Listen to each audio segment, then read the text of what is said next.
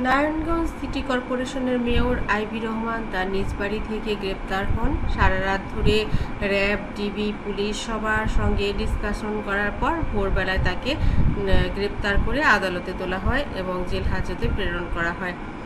Ivy রহমানকে যখন ধরতে আসে তখন তিনি বলেন, আমার অপরাধটা কি আমি জানতে চাই। যদি বঙ্গবন্ধু রাজনীতি করা আমার অপরাধ হয়ে থাকে তাহলে আমি বারবার বঙ্গবন্ধু রাজনীতি করব, এবং স্লোগান দিল তিনি বঙ্গবন্ধুকে নিয়ে।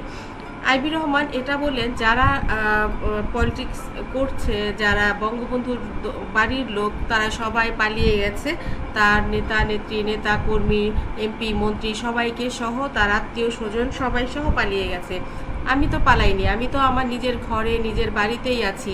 নারায়ণগঞ্জের জন্য আমি কত কাজ করেছি সেটা নারায়ণগঞ্জবাসীই বলবে। আমি তো কারো কোনো কিছু মেরে খাইনি, আমি কারো ক্ষতি করিনি, আমি সবার উপকার করেছি। তাহলে কেন আমাকে গ্রেপ্তার করা হলো? যে ব্যক্তি শামীম ওসমান, যাকে নিয়ে এত কিছু আপনারা সারা জীবন যাকে দেখে এসেছেন নারায়ণগঞ্জে ত্রাস হিসেবে, যার সঙ্গে সারা জীবন টক শোতে দেখেছেন আমার সঙ্গে বাঘ বিতণ্ডা, ঝগড়া ফ্যাসাদ, সেই মানুষটিও পালিয়ে গেছে। সেই মানুষটি রাজনীতি ছেড়ে দিয়েছে। রাজনীতি করা যদি অপরাধ হয় তাহলে সেই অপরাধে আমি অপরাধী। আমাকে সেই কারণে যদি গ্রেপ্তার করা হয়ে থাকে তাহলে আমার কোনো কিছু বলার নেই। পুলিশের সঙ্গে বাকবিতণ্ডায় আইভি রহমান অনেক দূর এগিয়ে গেলেও তাকে মুক্তি দেয়নি। তাকে অবশ্যই পুলিশ গ্রেপ্তার করেছে, কারণ এই সময়ে যারা রাজনীতিতে ছিল তারা সকলেই পালিয়ে গেলেও একমাত্র আইভি রহমানকেই পাওয়া গেছে নারায়ণগঞ্জে।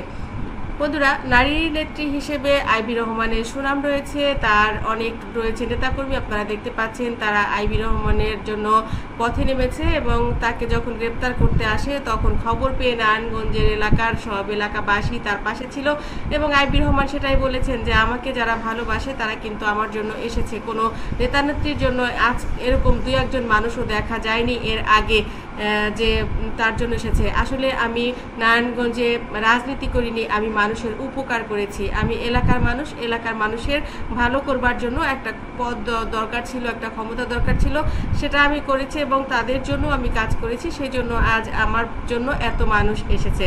কিন্তু আইভি রহমানের কথায় কোনো কাজ হয়নি। তাকে গ্রেপ্তার করে জেল হাজতে নিয়ে যায়, এবং জেল হাজতে কিংবা যখন তাকে আদালতে তোলা হয় তখন তার পক্ষে কোনো মানুষ দেখা যায়নি। বন্ধুরা, জীবন তো এমনই, মুদ্রার এপিঠ আর ওপিঠ। আপনি যখন কারো জন্য কাজ করবেন কিংবা কাজ করবেন না সেটা পরে প্রমাণ হবে, কিন্তু আপনার পক্ষে যদি কোনো অভিযোগ থাকে সেই অভিযোগটা কিন্তু আপনাকে মোকাবেলা করতে হবে। এটাই হচ্ছে আইনের কথা। তো আইভি রহমানও সেটা মোকাবেলা করার জন্য প্রস্তুত, এবং তাকে কিন্তু র্যাব এবং পুলিশের গাড়ি এসেই তাকে নিয়ম মতো তাকে গ্রেপ্তার করা হয়েছে। দেখা যাক আসলে আদালতে তিনি কতটুকু সুবিচার পান কিংবা না পান। বন্ধুরা, আমার চ্যানেলটি আপনাদের কেমন লাগছে অবশ্যই কমেন্ট করতে ভুলবেন না। ভালো লাগলে সাবস্ক্রাইব করতেও ভুলবেন না। ধন্যবাদ আবারও সবাইকে সাথে থাকার জন্য।